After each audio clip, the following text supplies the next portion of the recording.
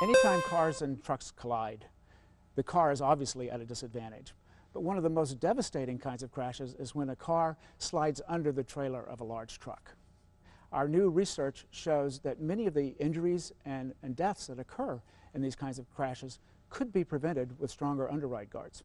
We've studied how underride guards are performing in real-world crashes and discovered that many are failing catastrophically.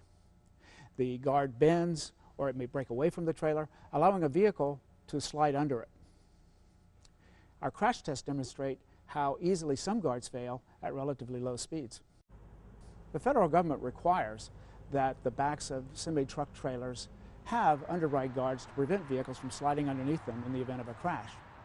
Our crash tests show, though, that the standard is not as strong as it could be and as strong as it should be to prevent this kind of underride. Cars' front end structures are designed to crush in a way to minimize injuries to occupants in serious frontal crashes. But when you crash into the back of a large truck, that protection only works if the truck's underride guard stays in place. The Chevrolet Malibu is a top safety pick. And this is a Malibu after a 40-mile-per-hour crash with another car.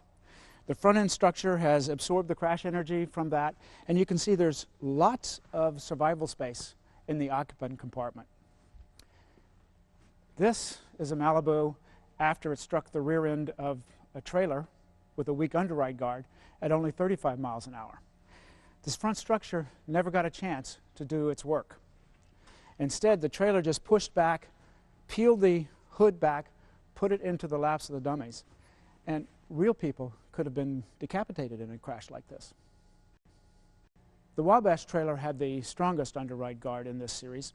Its guard meets a tougher Canadian standard. This Wabash trailer prevented underride when the Malibu struck it in the center where the guard is stronger. But it was a very different story when the Malibu crashed into only the outer end of the guard. The guard isn't strong enough there, and it allowed the Malibu to slide under the trailer, and the trailer ends up back in the occupant compartment.